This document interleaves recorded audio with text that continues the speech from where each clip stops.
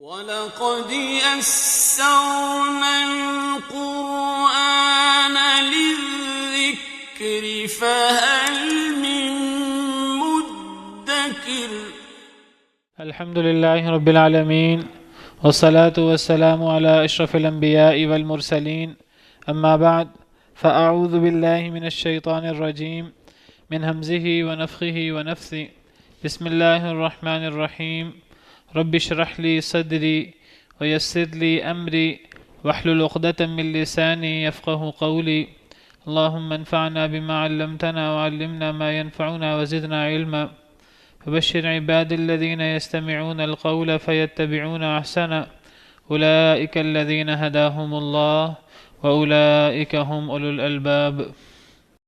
بسم الله الرحمن الرحيم ياسين والقرآن الحكيم إنك لمن المرسلين على صراط مستقيم تنزيل العزيز الرحيم لتنذر قوما ما أنذر آباؤهم فهم غافلون لقد حق القول على أكثرهم فهم لا يؤمنون إنا جعلنا في أعناقهم أغلالا فهي إلى الأذقان فهم مقمحون وجعلنا من بين أيديهم سدا ومن خلفهم سدا فأغشيناهم فهم لا يبصرون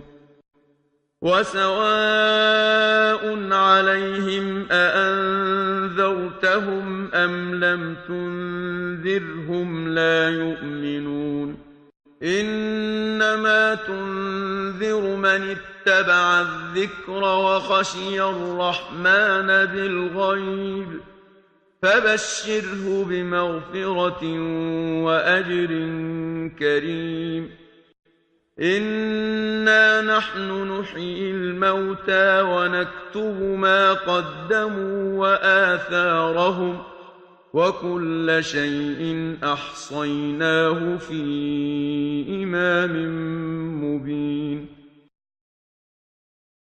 بسم الله الرحمن الرحيم ياسين والقرآن الحكيم.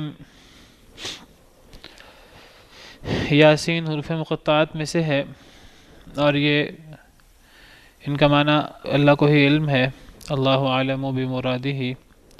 یہ قرآن کریم کے اعجاز، قرآن کریم کو معجزہ ثابت کرنے کے لیے آتے ہیں، اس لیے ان کے بعد قرآن کریم کا ذکر ہوتا ہے جس طرح یہاں ہے والقرآن الحکیم، قسم ہے حکمت والے قرآن کی، قرآن کی قسم جو کہ حکمت والا ہے. قرآن کے احکامات، قرآن کی آیات حکمت سے بھری ہوئی ہیں.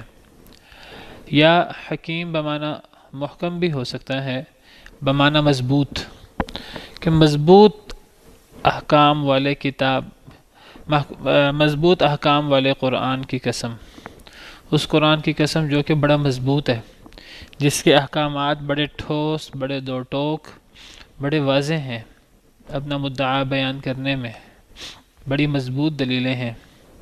تو حکیم کا معنی حکمت والا بھی ہوتا ہے اور حکیم کا معنی محکم بمعنی مضبوط بھی ہوتا ہے. جس طرح فرمایا کتاب احکمت آیاتہ ثم فصلت من لدن حکیم خبیر.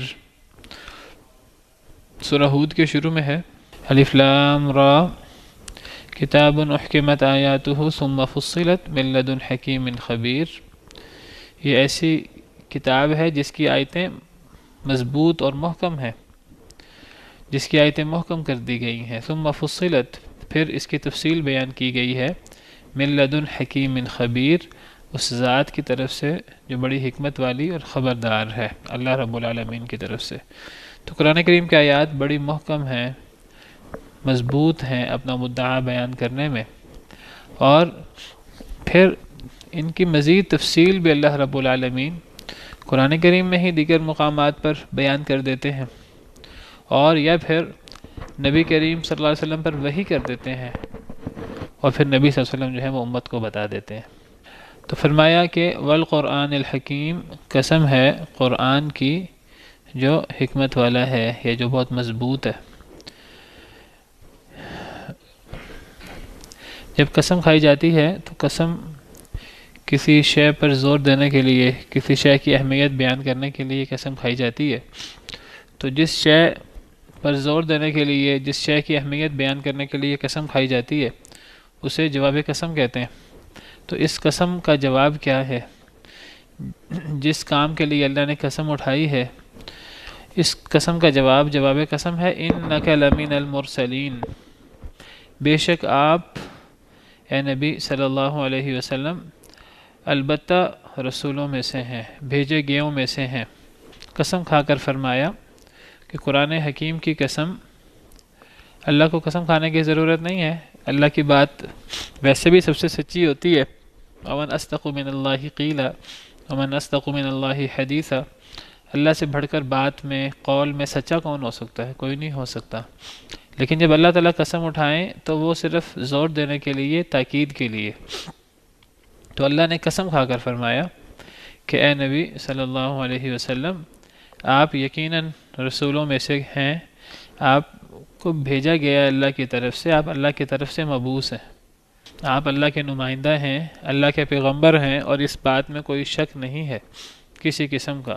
قسم کھا کر فرمایا، اور قسم کے بعد بھی ان یہ بھی زور دینے کے لیے آتا ہے، یقین کے معنی میں آتا ہے بے شک، کوئی شک نہیں، ان کا مطلب۔ اور پھر لام زبر لا، یہ بھی زور دینے کے لیے آتا ہے، اس کو لام تاکید کہتے ہیں۔ تو ایک تو قسم بھی کھائی گئی، قسم کا جواب ہے، پھر ان جو زور دینے کے لیے، اور پھر لام زبر لا بھی تاکید کے لیے۔ تو کئی تاکیدیں ہیں، تاکید در تاکید، کسی کو کوئی شک بھی ہو تو وہ ختم ہو جائے۔ اور یہ بات، یہ قسم کون کھا رہا ہے، یہ زور سے بات کون کر رہا ہے؟ اللہ رب العالمین، جن کی بات سب سے سچی ہوتی ہے، جن سے بڑھ کر گواہ کوئی نہیں ہے۔ تو فرمایا قسم کھا کر کہ بے شک آپ رسولوں میں سے ہیں۔ یہ قسم کھا کر کیوں کہا؟ کیونکہ کچھ لوگ نبی کریم صلی اللہ علیہ وسلم کے رسول ہونے کا انکار کرتے تھے۔ اکثر کفار جنہوں نے نبی صلی اللہ علیہ وسلم کی دعوت کو قبول نہیں کیا، جنہوں نے نبی کریم صلی اللہ علیہ وسلم کو اللہ کا رسول نہیں مانا، وحی کا انکار کیا، تو ان لوگوں کے جواب میں اللہ قسم اٹھا کر فرما رہے ہیں کہ ان کی بات بالکل غلط ہے، 100% غلطی پر ہے وہ۔ قسم کھا کر اللہ فرماتے ہیں کہ بے شک آپ رسولوں میں سے ہیں۔ کافر کہتے تھے، اللہ نے قرآن کریم میں کافروں کے اعتراضات بیان کیے ہیں، تو ان کافروں کے اعتراضات میں سے اللہ نے یہ بھی بیان کیا ہے، سورہ رعد آیت نمبر 43، سورہ رعد کی آخری آیت ہے۔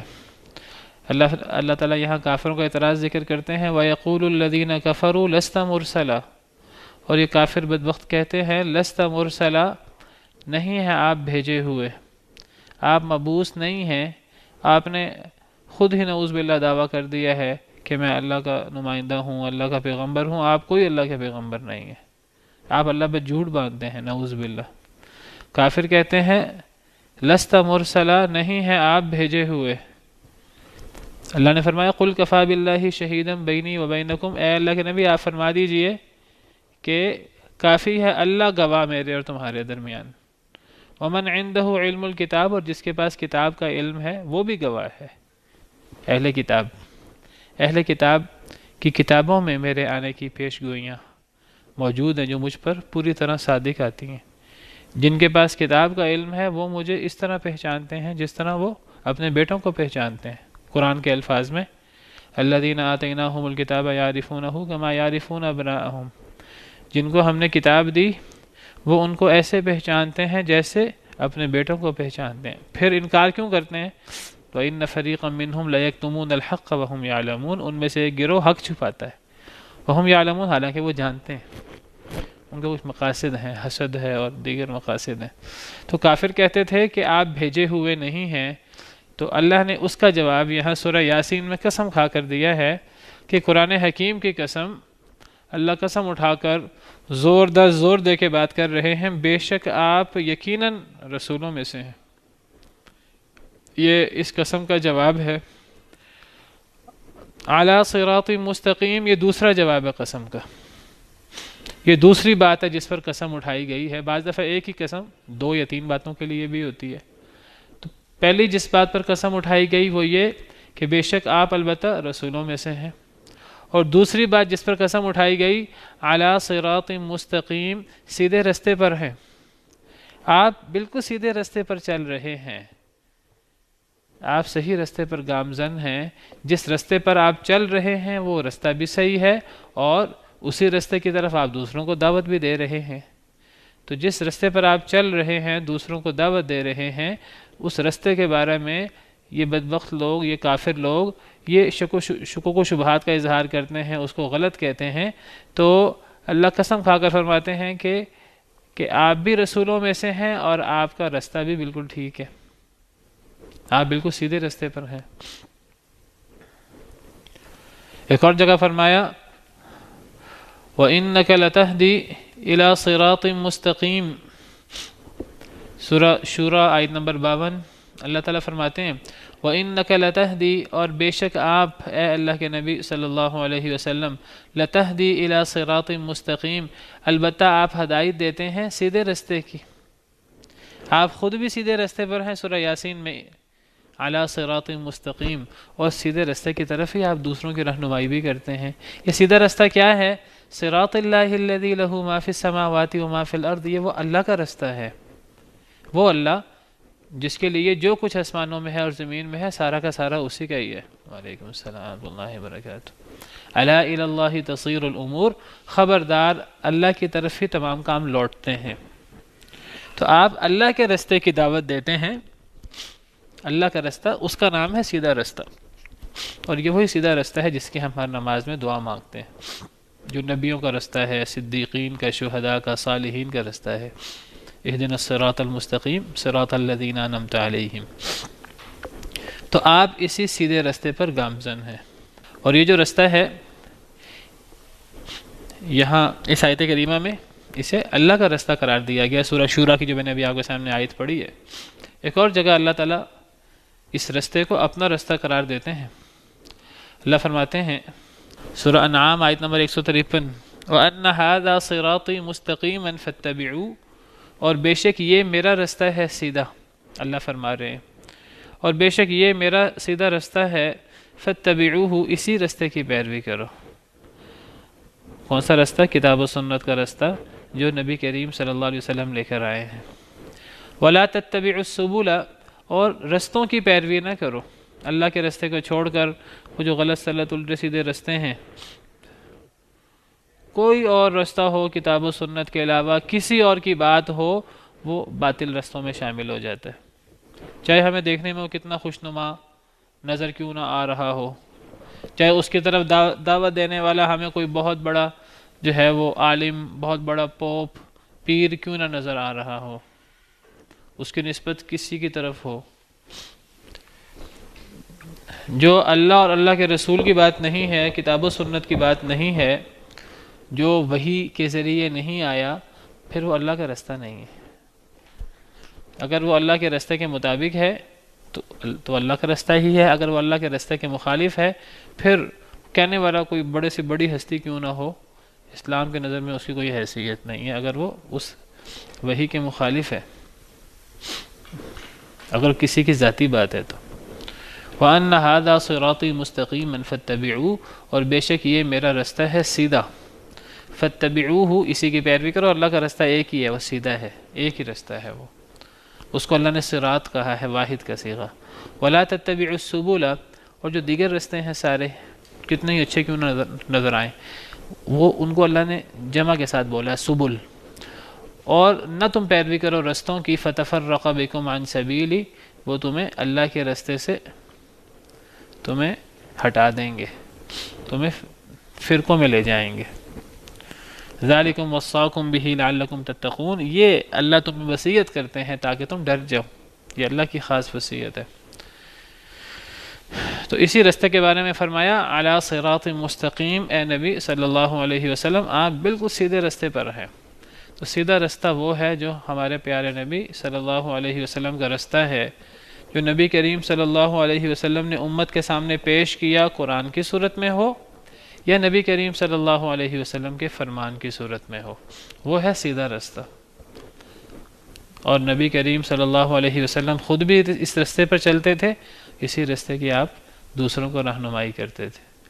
اور اس رستے کے علاوہ کوئی رستہ ہو، وہ کتنا اچھا کیوں نہ نظر آئے، ہمیں دیکھنے میں کتنا خوشنما کیوں نہ نظر آئے، اس کا قائل، اس کا داعی کوئی بہت بڑا کیوں نہ ہو، اگر وہ کتاب و سنت کے مطابق نہیں ہے تو اس کی کوئی حیثیت نہیں ہے۔ تنزیل العزیز الرحیم، نازل کردہ ہے اس اللہ کا جو بہت عزیز، بہت غالب، الرحیم، بہت رحم کرنے والا ہے۔ کیا چیز نازل کردہ ہے؟ یہ قرآن، جس قرآن کی اللہ نے قسم اٹھائی ہے، والقرآن الحکیم۔ یہ قرآن یہ العزیز الرحیم ذات کی طرف سے نازل کیا ہوا ہے، اس ذات کی طرف سے اتارا ہوا ہے جو بہت غالب ہے اپنے مخالفین پر۔ اللہ کا کوئی مخالف اگر اس قرآن کو نہ مانے، اللہ کے احکامات کو نہ مانے، تو اللہ کو اس کے اوپر پورا زور ہے، پورا غلبہ ہے اس کے اوپر۔ وہ اللہ کی پکڑ سے بھاگ نہیں سکتا، وہ زمین و آسمان کے کناروں سے نکل نہیں سکتا کہ اللہ سے بچ جائے۔ اور اللہ تعالیٰ بہت رحم بھی کرنے والے ہیں اپنے ماننے والوں پر۔ تو العزیز الرحیم کی طرف سے نازل کردہ ہے یہ قرآن۔ تو یہاں اللہ تعالیٰ نے قسم اٹھا کر نبی کریم صلی اللہ علیہ وسلم کی رسالت کی گواہی دی ہے، اور آپ کے سیدھے رستے پر ہونے کی گواہی دی ہے، اور قرآن کے اللہ کی طرف سے نازل کردہ ہونے پر گواہی دی ہے۔ اللہ نے کیوں قرآن نازل کیا؟ اللہ نے نبی کریم صلی اللہ علیہ وسلم کو کیوں بھیجا؟ لِتُنذِرَ قَوْمًا مَّا أُنذِرَ آبَاؤُهُمْ فَهُمْ غَافِلُونَ۔ یہ قرآن اللہ نے کیوں اتارا؟ لِتُنذِرَ، تاکہ آپ ڈرائیں اے اللہ کے نبی صلی اللہ علیہ وسلم، قوماً، اس قوم کو، تاکہ آپ اس قوم کو ڈرائیں۔ کس سے؟ اس قرآن سے۔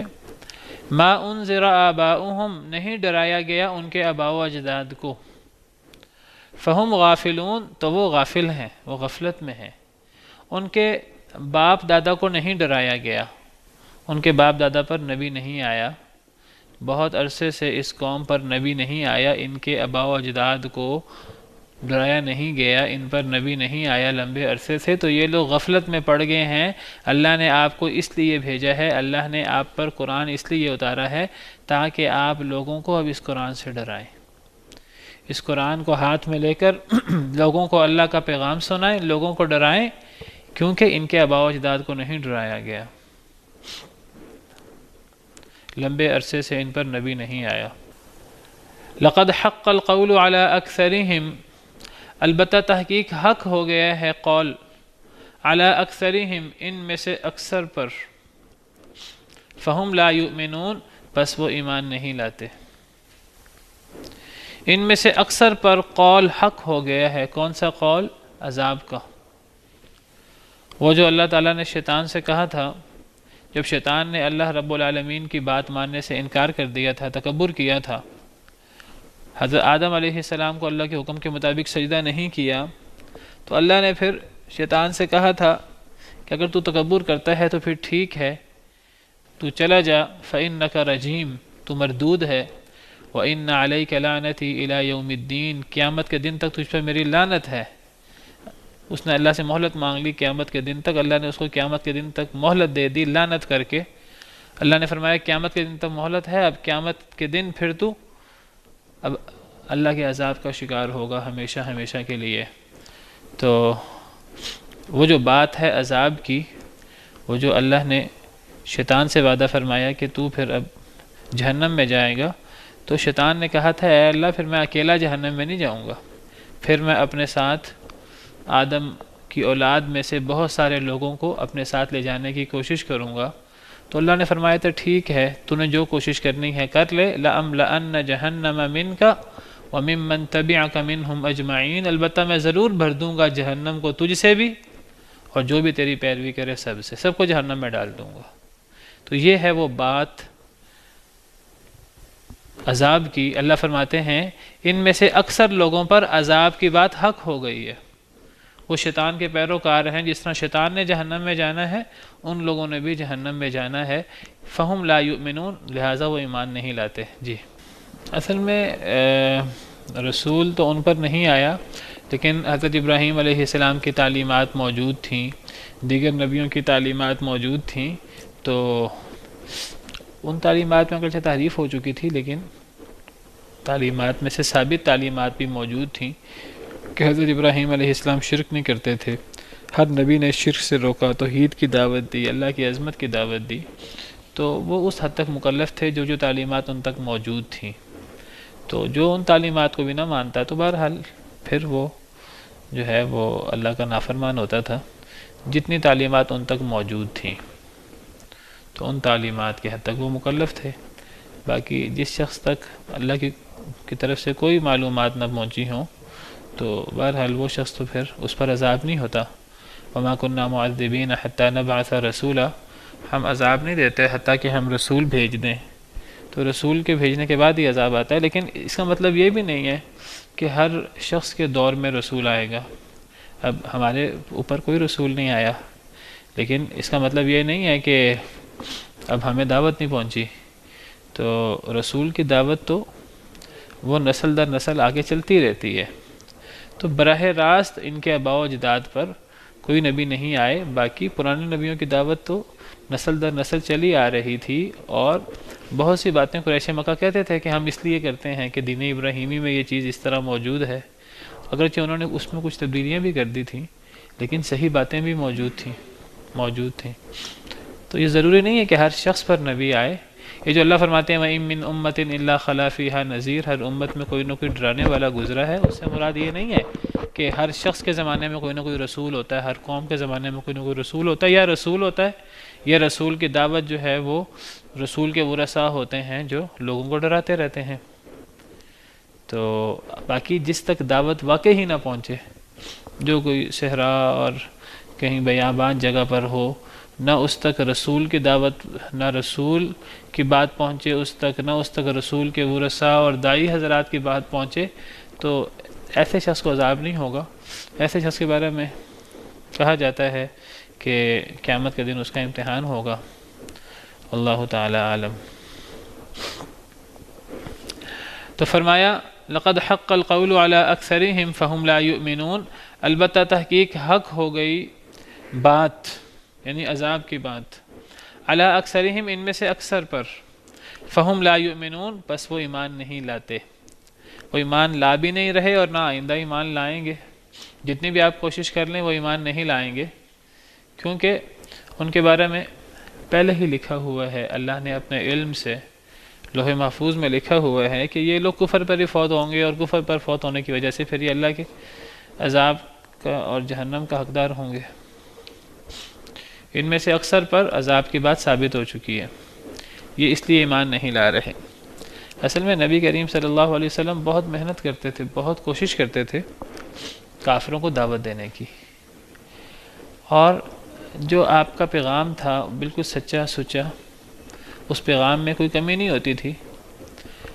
بعض دفعہ بعد والوں میں سے آج کے دور میں کوئی بندہ دعوت دیتا ہے، اگلے لوگ ایمان نہیں لاتے، کوئی بندہ سوچ سکتا ہے کہ ممکن ہے میں صحیح بات نہ کر رہا ہوں، ممکن ہے میں قرآن کی بات، حدیث کی بات صحیح سمجھا نہ ہوں، کسی کو غلطی لگ سکتی ہے، کوئی بندہ معصوم تو نہیں ہے نا کہ جو وہ بات کہے وہ 100% سچی ہو۔ کوئی بندہ دعویٰ نہیں کر سکتا کہ میں جو بات کہہ رہا ہوں وہ 100% سچی ہے، اللہ کی طرف سے ہے، لیکن نبی کو تو یہ شک نہیں ہو سکتا، نبی تو معصوم ہوتا ہے دین کے معاملے میں۔ تو کسی شخص کو بعد کے زمانوں میں شک ہو سکتا ہے کہ میری دعوت اثر انداز نہیں ہو رہی، ممکن ہے کہ میں صحیح دعوت پیش نہ کر، ممکن ہے میں صحیح سمجھا نہ ہوں اللہ کی بات، ممکن ہے کہ ایک شخص اللہ کی بات صحیح سمجھا ہو لیکن اس کی کوشش کے اندر اتنی کوشش، اتنا خلوص نہ ہو جتنا خلوص ہونا چاہیے کسی کو دعوت دینے کے لیے۔ نبی کریم صلی اللہ علیہ وسلم کی ذات میں یہ دونوں چیزیں ناممکن ہیں۔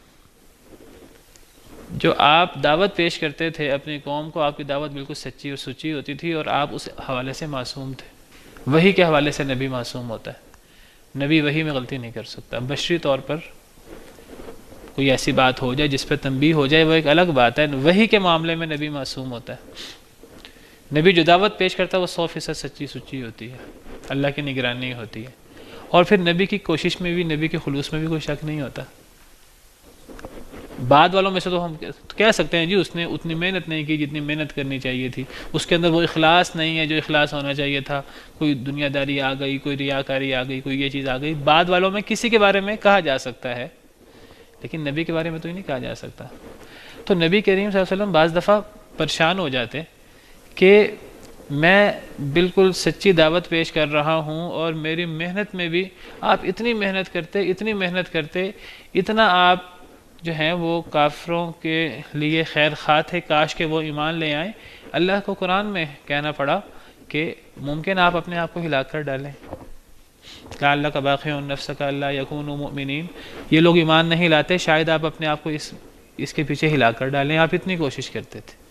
اللہ نے آپ کو روکا کہ اتنی کوشش نہ کریں۔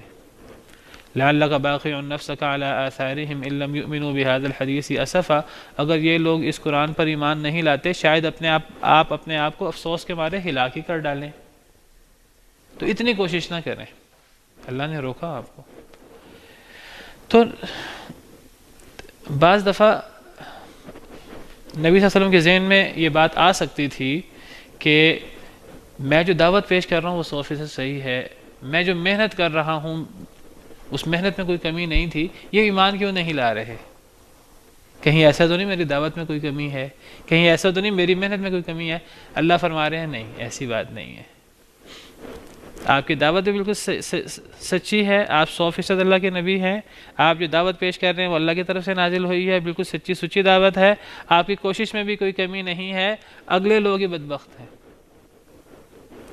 یہ بالکل ممکن ہے کہ پوری دنیا کبھی ایمان نہیں لائے گی،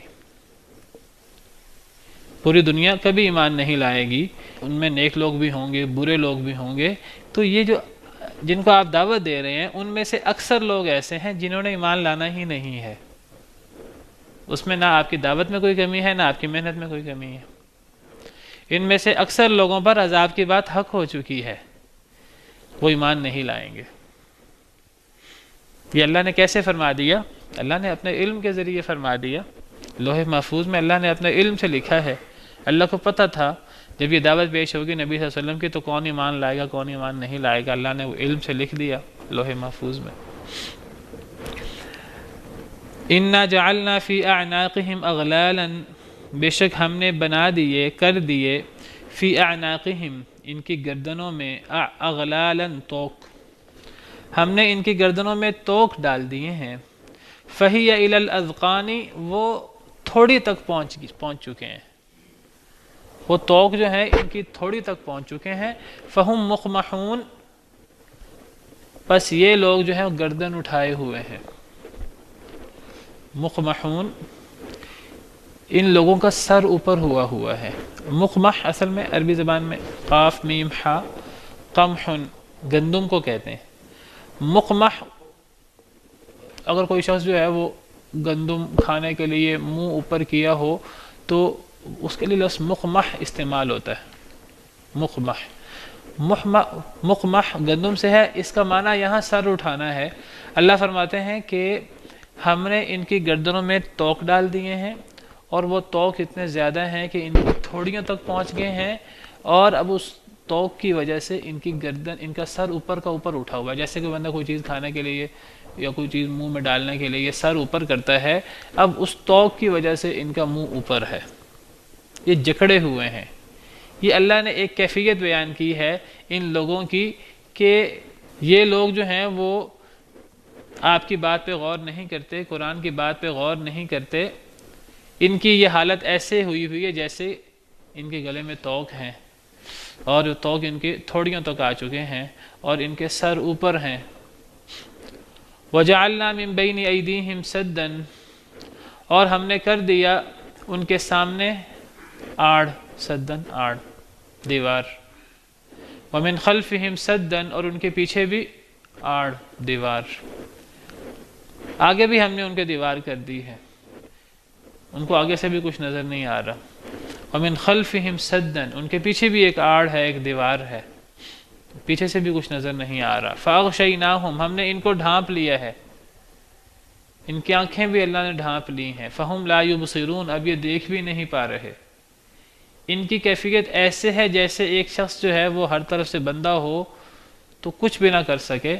یہ آزاد ہیں ظاہری طور پر، لیکن یہ نہ قرآن پہ غور کرتے ہیں، نہ نبی کریم صلی اللہ علیہ وسلم کی دعوت پہ غور کرتے ہیں. ان کی حالت ایسے ہوئی ہے جیسے ان کے سامنے بھی کوئی آڑ ہو، ان کو سامنے بھی کچھ نظر نہ آ رہا ہو، ان کے پیچھے بھی آڑ ہو، ان کو پیچھے سے بھی کچھ نظر نہ آ رہا ہو، ان کی آنکھیں بھی ڈھانپی گئی ہوں. ان کی یہ کیفیت ہے جیسے ان کی گردنوں میں توق ہوں اور توق جو ہیں وہ ان کی تھوڑیوں تک پہنچ چکے ہوں، ساری ان کے اوپر یہ ایسے جیسے کوئی بیڑیوں میں جکڑا ہوا شخص مجبور ہوتا ہے. یہ ان کی ظاہراً یہ آزاد ہیں، لیکن یہ اس طرح کر کے جو ہے ان کی کیفیت ہوئی ہے. یہ آزادی کے ساتھ یہ نہ قرآن میں غور کر رہے ہیں، نہ آپ کی دعوت میں غور کر رہے ہیں. یہ قید ہیں، یہ جکڑے ہوئے ہیں. کس چیز میں جکڑے ہوئے ہیں؟ دنیا کی خواہشات میں، شیطان کے دھوکے میں. اس طرح کر کے یہ جکڑے ہوئے ہیں کہ ان کو نظر ہی کچھ نہیں آ رہا. اللہ نے ان کو آنکھیں دی ہیں، یہ آنکھوں سے فائدہ نہیں اٹھا رہے، آنکھوں سے دیکھ ہی نہیں رہے، گویا کہ یہ اندھے ہیں. اللہ نے انہیں کان دیے ہیں، یہ کانوں سے فائدہ نہیں اٹھا رہے، گویا کہ یہ بہرے ہیں. اللہ نے انہیں دل دیے ہیں، یہ دلوں سے فائدہ نہیں اٹھا رہے، گویا کہ یہ بے وقوف ہیں. صم بکم عمی فہم لا یرجعون، بہرے ہیں، گونگے ہیں، اندھے ہیں، یہ عقل نہیں کرتے، یہ لوٹ کر نہیں آتے. ظاہراً بالکل آزاد ہیں، ظاہراً کوئی مسئلہ نہیں ہے، نہ ظاہراً کوئی توق ہیں، نہ ظاہراً یہ جکڑے ہوئے ہیں، نہ ظاہراً ان کے آگے کچھ ہے، نہ ان کے پیچھے کچھ ہے. لیکن ان کی کیفیت بالکل ایسے ہے جیسے آگے سے بھی ان کے آگے آڑ ہو، پیچھے بھی ان کے آڑ ہو، آنکھیں بھی ان کی بند ہوں، یہ دیکھ نہ سکیں، گردنوں میں ان کے توق ہو. یہ ان کی کیفیت ایسے ہے، بالکل یہ غور نہیں کرتے. یہ اس طرح کر کے ان کو جکڑا ہوا ہے دنیا نے، شیطان نے، خواہشات نے. تو یہ لوگ کیسے ایمان لائیں؟ یہ آپ کی سچی سچی دعوت پہ، آپ کی محنت سے جو آپ کی دعوت ہے اس پر غور کہاں سے کریں؟ ایسی کیفیت بھی ہو جاتی ہے. یہ ان کے بارے میں جو بڑے بڑے ان کے سردار تھے. ذرا اگلی آیت ساتھ مکمل کرنے دیجیے. وَسَوَاءٌ عَلَيْهِمْ أَأَنذَرْتَهُمْ أَمْ لَمْ تُنذِرْهُمْ لَا يُؤْمِنُونَ، برابر ہے ان پر آپ انہیں ڈرائیں یا نہ ڈرائیں، وہ ایمان نہیں لائیں گے. آپ کی دعوت میں، آپ کے انذار میں کوئی کمی نہیں ہے، آگے سے وہی بدبخت ہیں. برابر ہے ان پر آپ انہیں ڈرائیں یا نہ ڈرائیں، وہ ایمان نہیں لائیں گے. ان پر کوئی اثر نہیں ہونے والا. نبی کی دعوت کا ان پر اثر نہیں ہونے والا، پھر کس کی دعوت کا اثر ہوگا؟ تو اصل میں انہوں نے ماننا ہی نہیں ہے. تو ایسے لوگ بھی ہوتے ہیں. نبی کریم صلی اللہ علیہ وسلم کے دور میں جو بڑے بڑے سردار تھے کافروں کے، جنگ بدر میں جو مردار ہوئے، جہنم واصل ہوئے، نبی صلی اللہ علیہ وسلم نے کتنی محنتیں کی ان پر، اور کتنی آپ نے ان کو دعوت دی، کتنی آپ نے کوشش کی، اس کے باوجود وہ ایمان نہیں لائے. تو ایسے لوگ ہوتے ہیں ہر دور میں، تو وہ لوگ ایمان نہیں لاتے. لیکن اس کا مطلب یہ نہیں کہ انسان اپنی کوشش نہ کرے، انسان اپنی کوشش کرتا رہے. نبی کریم صلی اللہ علیہ وسلم اپنی کوشش کرتے رہے. اس کا مطلب یہ نہیں ہے اس قسم کی آیات کا کہ داعی دعوت دینا بند کر دے گی، جی کچھ لوگوں نے تو ایمان لانا ہی نہیں ہے. نہیں، داعی کو تو پتہ نہیں ہے کہ کون ہے ایسے لوگ جنہوں نے ایمان لانا نہیں ہے، وہ تو اللہ کو پتہ ہے. اللہ کو اپنے علم سابق سے پتہ ہے، اللہ کو اپنے علم غیب سے پتہ ہے کہ کس نے ایمان نہیں لانا، کس کا ٹھکانہ جہنم ہے. اللہ کو تو پہلے ہی پتہ سارا. اللہ نے تو جہنم میں جس کا ٹھکانہ ہے، اللہ نے وہ ٹھکانہ پہلے تیار کر دیا ہوا ہے. جس کا جنت میں ٹھکانہ ہے اللہ کو اس کا بھی پتہ ہے، جس کا جہنم میں ہے اللہ کو اس کا بھی پتہ ہے. لیکن داعی کا کام یہ نہیں ہے داعی اپنی دعوت روک دے. داعی کا کام ہے وہ دعوت دیتا رہے. لیکن بہت سارے لوگ اس کی محنت کے خلوص کے باوجود بھی ایمان نہیں لاتے، تو اسے یہ سمجھ لینا چاہیے کہ پوری دنیا مومن نہیں ہوگی. ان میں مومن بھی ہوں گے اور ان میں کافر بھی ہوں گے، زیادہ تر کافر ہیں. تو ضروری نہیں کہ میری دعوت میں کوئی کمی ہو. اگر ایک انسان سمجھے میری دعوت میں کمی ہے، وہ دعوت بہتر کر دے. لیکن یہ ضروری نہیں کہ سارے لوگ ایمان لائیں. کئی لوگوں کا ذہن بند ہوتا ہے، کئی لوگ ذہن استعمال نہیں کرتے، گویا کہ جکڑے ہوتے ہیں ان چیزوں میں. کئی ایسے لوگ بھی ہوتے ہیں کہ نبی کا ڈرانا نہ ڈرانا ان کے حق میں برابر ہوتا ہے. یہی بات اللہ تعالیٰ نے سورہ بقرہ کے شروع میں بھی فرمائی ہے. یہ بڑے بڑے کافروں کے بارے میں ہے، لیکن میں نے واضح کر دیا اس کا مطلب یہ نہیں ہے کہ انسان دعوت دینا بند کر دے. دعوت کا کام پھر بھی جاری رہے گا. نبی صلی اللہ علیہ وسلم نے دعوت کا کام جاری رکھا. جنگ بدر کے بعد بھی آپ نے دعوت کا کام جاری رکھا. یہ صرف یہ بتانے کے لیے ہے کہ پوری دنیا مومن نہیں ہوگی. وَلَوْ شِئْنَا لَآتَيْنَا كُلَّ نَفْسٍ هُدَاهَا، اگر اللہ فرماتے ہیں اگر ہم چاہتے تو ہم ہر نفس کو ہدایت دے دیتے، لیکن ایسا ہوگا نہیں. وَلَوْ شِئْنَا لَآتَيْنَا كُلَّ نَفْسٍ هُدَاهَا وَلَكِنْ حَقَّ الْقَوْلُ مِنِّي، لیکن ایسا نہیں ہوگا، میری بات حق ہو کر رہے گی. میری بات حق ہو گئی. لَأَمْلَأَنَّ جَهَنَّمَ مِنَ الْجِنَّةِ وَالنَّاسِ أَجْمَعِينَ، کہ میں نے جہنم کو بھی بھرنا ہے، جنوں سے بھی، لوگوں سے بھی، سب سے. تو کئی ایسے لوگ بھی ہیں، اکثر بلکہ ایسے لوگ ہیں کہ دعوت پہنچ بھی جاتی ہے ان کو، اور صحیح دعوت بھی پہنچ جاتی ہے، اور اس دعوت پہنچانے میں کوئی کمی بھی نہیں ہوتی، اس کے باوجود بھی وہ ایمان نہیں لاتے. تو اس میں دعوت کا یا محنت کا کوئی مسئلہ نہیں ہوتا، اس میں اگلے لوگ ہی ایسے ہوتے ہیں جو ایمان نہیں لاتے. ان کے لیے ایمان، ان کے لیے کسی کا ڈرانا یا نہ ڈرانا برابر ہوتا ہے. انما تنذر من اتبع الذکر وخشی الرحمن بالغیب، سوائے اس کے کہ نہیں آپ ڈرا سکتے ہیں ان لوگوں کو جو پیروی کرے ذکر کی، وخشی الرحمن بالغیب، اور ڈرے رحمان سے بن دیکھے. پچھلی آیات میں اللہ نے فرمایا کہ کچھ لوگ ہیں کہ وہ جکڑے ہوئے ہیں ہر طرف سے، آنکھیں بند ہیں ان کے کان بند ہیں، دل بند ہیں ان کے، وہ ایمان نہیں لا رہے. اب اللہ تعالیٰ فرماتے ہیں ان آیات میں کہ پھر ایمان کون لاتا ہے، آپ کی بات پہ غور کون کرتا ہے. فرمایا کہ سوائے اس کے کہ نہیں آپ ڈرا سکتے ہیں اس شخص کو، من اتبع الذکر، جو ذکر کی پیروی کرے، جو ذکر کی پیروی کرے، جو نصیحت کے پیچھے لگے، اس کو آپ ڈرا سکتے ہیں، جس کو نصیحت فائدہ دے. اور نصیحت کس کو فائدہ دیتی ہے؟ وذکر فإن الذکرى تنفع المؤمنین، جو مومن لوگ ہیں، جو یقین کرنے والے لوگ ہیں، ایسے لوگوں کو نصیحت فائدہ دیتی ہے. وذکر ان نفعت الذکرى، نصیحت کریں اگر نصیحت فائدہ دے. تو جو نصیحت کے پیچھے لگتا ہے اس کو نصیحت فائدہ دیتی ہے. وخشی الرحمن بالغیب، جو رحمان سے بن دیکھے ڈرے، جس کے دل میں رحمان کا ڈر ہو اس کو نصیحت فائدہ دیتی ہے. جس کے دل میں ڈر ہی نہیں ہے اس کو جتنا مرضی ڈرا لیں. اس کو فرمایا انما تنذر من اتبع الذکر وخشی الرحمن بالغیب فبشرہ بمغفرۃ واجر کریم، سوائے اس کے کہ نہیں آپ تو ڈرا سکتے ہیں ان لوگوں کو، من اتبع الذکر، جو ذکر کی نصیحت کی پیروی کرتا ہے. آپ تو اسی کو ڈرا سکتے ہیں جو نصیحت کی پیروی کرے، یعنی آپ کی نصیحت تو اس شخص کو فائدہ دے گی جو نصیحت کی پیروی کرے.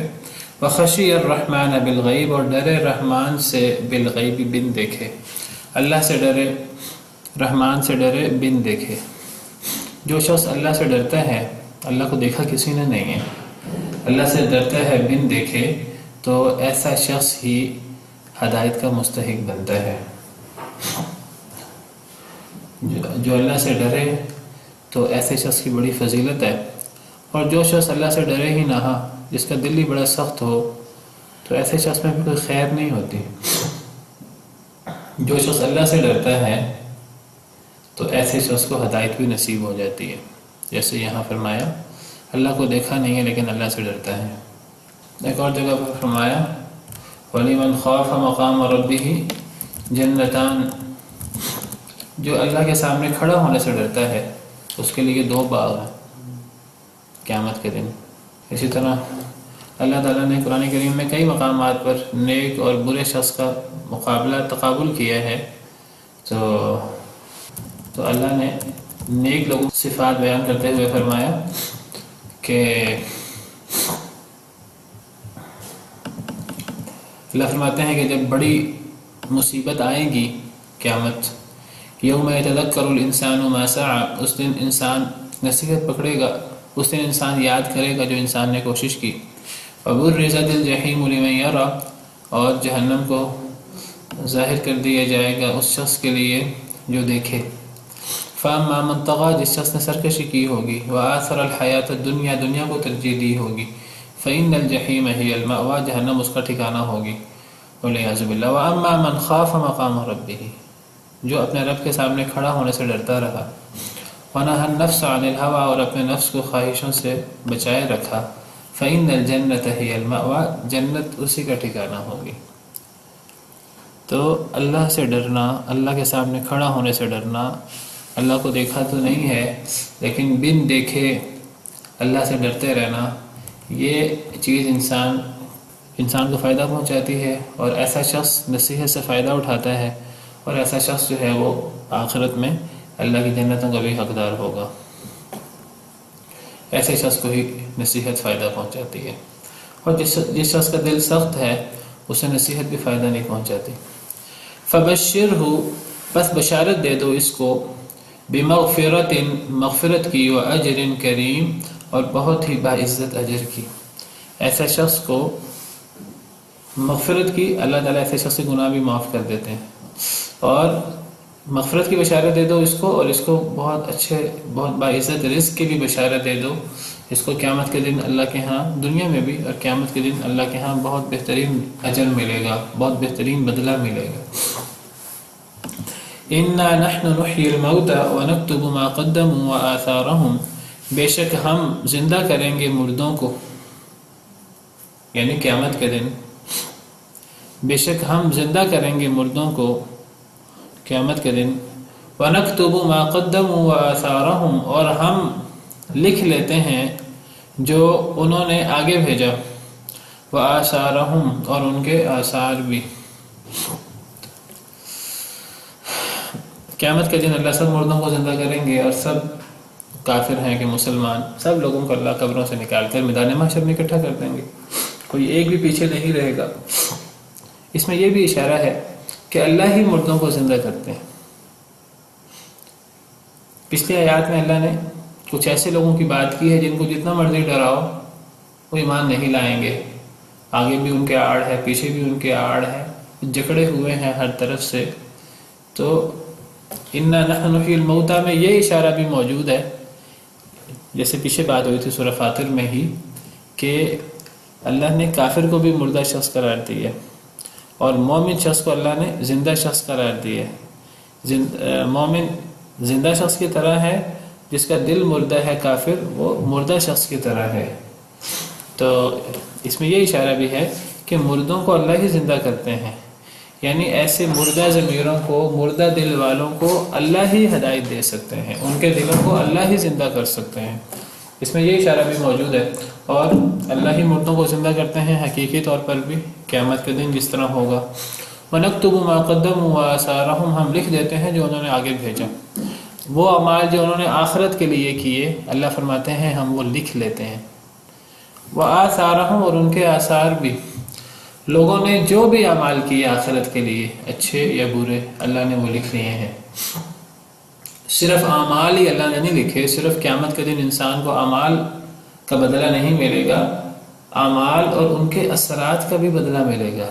اثرات سے کیا مراد ہے؟ ایک عمل تو وہ ہے جو انسان خود عمل کرتا ہے، اور ایک عمل وہ ہے جو انسان عمل کرتا ہے اور اس شخص کی وجہ سے دوسرے لوگ عمل کرتے ہیں۔ گویا کہ یہ چیز اس شخص کے اثرات میں سے ہوتی ہے۔ ایک شخص خود دین پر عمل کرتا ہے، اور دوسرا شخص دوسرے کو بھی اچھی بات بتا دیتا ہے۔ اب اس کے اچھی بات بتانے کی وجہ سے دوسرا شخص جو ہے وہ اس بات پر عمل کرتا ہے، تو وہ اس شخص کو تو اس کا اجر ملے گا ہی ملے گا، یہ اس شخص کے اثرات میں سے بھی ہے، اس نے اس کو یہ اچھی بات بتائی تھی۔ جس طرح حدیث میں آتا ہے دال علی الخیر کفاعلہ، کسی کو اچھی بات بتانے والا ایسے ہی ہے جیسے کہ کرنے والا۔ اسی طرح کوئی شخص ہے وہ صدقہ جاریہ چھوڑ دیتا ہے، خود نیک عمل کرتا ہے، یہ تو اس کا اپنا نیک عمل ہو گیا، تو ما قدموں میں آ گیا۔ کوئی صدقہ جاریہ چھوڑ جاتا ہے، یہ اس کے آثار میں سے ہو جائے گا۔ وہ چاہے فوت ہو جائے تو اس کے آثار کا بدلہ ملتا رہے گا۔ ایک شخص جو ہے وہ قرآن سیکھا، پھر آگے سکھا دیا اس نے، اس کے شاگرد ہیں، وہ آگے دین کو پھیلا رہے ہیں، پھر آگے ان کے شاگرد، پھر آگے ان کے شاگرد، پھر آگے ان کے شاگرد، تو یہ جو سارا سلسلہ پھیل رہا ہے یہ پہلے شخص کے آثار میں سے ہے۔ اس اعتبار سے نبی کریم صلی اللہ علیہ وسلم کو ہر امتی کا اجر مل رہا ہے، ہر امتی تک جو دعوت پہنچی ہے وہ نبی کریم صلی اللہ علیہ وسلم کے ذریعے سے۔ تو اب وہ سارے کے سارے جو نیک کام اس دنیا میں ہو رہے ہیں سب کا اجر نبی کریم صلی اللہ علیہ وسلم تک پہنچتا جا رہا ہے. تو یہ چیزیں ہوتی ہیں آثار قدم. یہ اچھی چیزوں کے آثار بھی ہوتے ہیں، بری چیزوں کے آثار بھی ہوتے ہیں. حدیث مبارکہ میں آتا ہے، صحیح مسلم کی روایت ہے، نبی کریم صلی اللہ علیہ وسلم نے فرمایا من سن فی الاسلام سنتا حسنتا فعمل بها بعده كتب له مثل اجر من عمل بها. جو بندہ اسلام میں کوئی اچھی سنت جاری کرتا ہے، فعمل بها، پھر اس اچھی سنت پہ عمل کیا جاتا ہے، بعده، اس کے بعد، كتب له مثل اجر من عمل بها، جو شخص بھی اس پر عمل کرے تو اس شخص کو اس کا اجر ملتا ہے. جو شخص بھی اسلام میں کوئی اچھی سنت جاری کرے تو اگر وہ شخص فوت بھی ہو جائے، اس سنت پر اس کے فوت ہونے کے بعد بھی عمل ہوتا رہے تو اس شخص کو اس کی موت کے بعد بھی اس کا اجر ملتا رہے گا. یہ اچھی سنت جاری کرنے سے کیا مراد ہے؟ اس اچھی سنت جاری کرنے سے مراد ہے کوئی ایسی سنت جو کوئی ایسا دین کا حکم موجود ہو جس پر عمل نہ ہوتا ہو کسی زمانے میں، یا کوئی چیز ایسی جو بھلائی جا چکی ہو تو کوئی شخص اس کو زندہ کر دے، اس کو جاری کر دے. تو وہ شخص جب تک اس پر خود عمل کرتا رہے گا اس کو تو اس کا اجر ملے گا ہی ملے گا. جب وہ فوت ہو جائے گا تو اس کے بعد جو لوگ اس پر عمل کرتے رہیں گے تو ان کے اعمال کا اجر بھی اس شخص کو ملتا رہے گا. یہ مطلب ہے کوئی شخص اسلام میں کوئی سنت، اچھی سنت جاری کرے. کچھ لوگ یہاں سے غلط معنی مراد لیتے ہیں، کچھ لوگ یہاں سے مراد لیتے ہیں کوئی شخص اسلام میں کوئی اچھی بدعت جاری کرے. پر یاد رکھیں کہ بدعت کو سنت نہیں کہتے. سنت تو وہ چیز ہے کہ جو نبی کریم صلی اللہ علیہ وسلم کا طریقہ کار ہوتا ہے. کوئی شخص ایسی چیز جاری کرے جو نبی صلی اللہ علیہ وسلم کا طریقہ کار ہی نہیں ہے تو وہ سنت حسنہ تو نہیں ہوگی. اس کو پھر یہ سنت حسنہ بھی نہیں کہتے، اس کو کہتے ہیں بدعت حسنہ ہے. کہتے ہیں بدعت کی دو قسمیں ہیں، ایک بدعت حسنہ ہوتی ہے، ایک بدعت صحیحہ ہوتی ہے. بدعت بدعت ہی ہوتی ہے. حدیث مبارکہ میں نبی صلی اللہ علیہ وسلم نے فرمایا کہ فَإِنَّ كُلَّ مُحْدَثَةٍ بِدْعَةٌ، ہر نئی چیز بدعت ہے، وَكُلَّ بِدْعَةٍ ضَلَالَةٌ، اور ہر بدعت گمراہی ہے. کوئی اچھی بری بدعت نہیں ہوتی، بلکہ آپ کو بتاؤں بدعت کا اطلاق ہی اس چیز پر ہوتا ہے جو ظاہراً ہمیں اچھی لگ رہی ہے. جو چیز ظاہراً بری لگ رہی ہے اس کو تو بدعت کہتے ہی نہیں ہے. بدعت کا اطلاق ہی اس پر ہوتا ہے جو دیکھنے میں ہمیں اچھی لگ رہی ہو، حقیقت میں وہ اچھی نہ ہو کیونکہ وہ اللہ اور رسول کا حکم نہیں ہے. تو یہاں سے بدعت حسنہ کی بات ثابت نہیں ہوتی. یہاں سے مراد وہ سنت ہے جو نسیہ منسیہ ہو چکی ہو.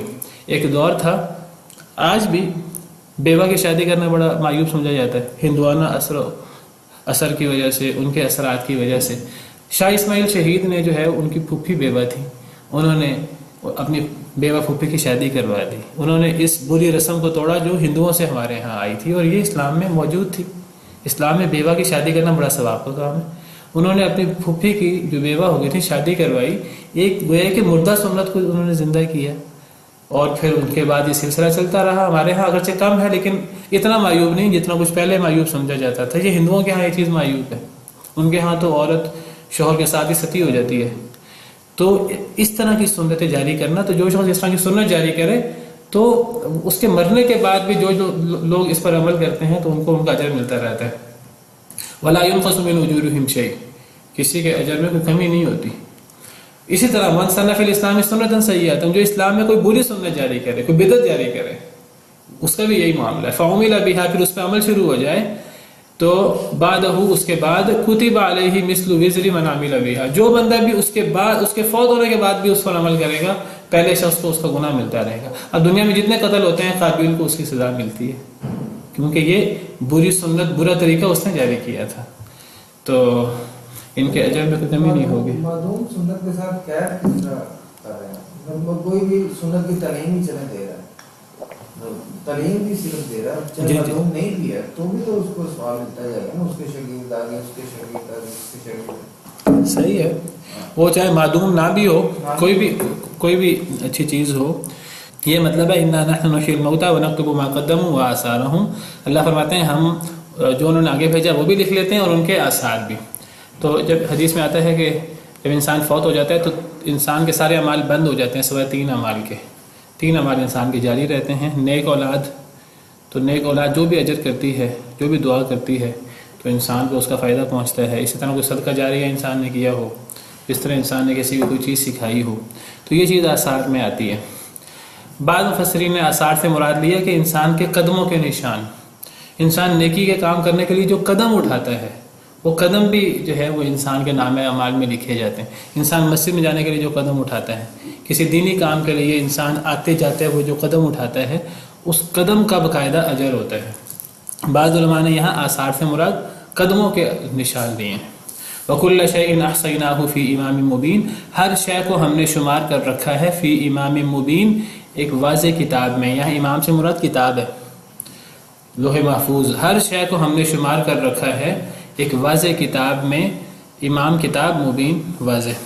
ایک واضح کتاب میں ہم نے ہر شے کو شمار کر رکھا ہے، اچھا عمل ہو برا عمل ہو وہ سارا کا سارا جو ہے وہ محفوظ ہے. سبحانک اللہم ربنا و بحمدک اشہد ان لا الہ الا انت استغفرک.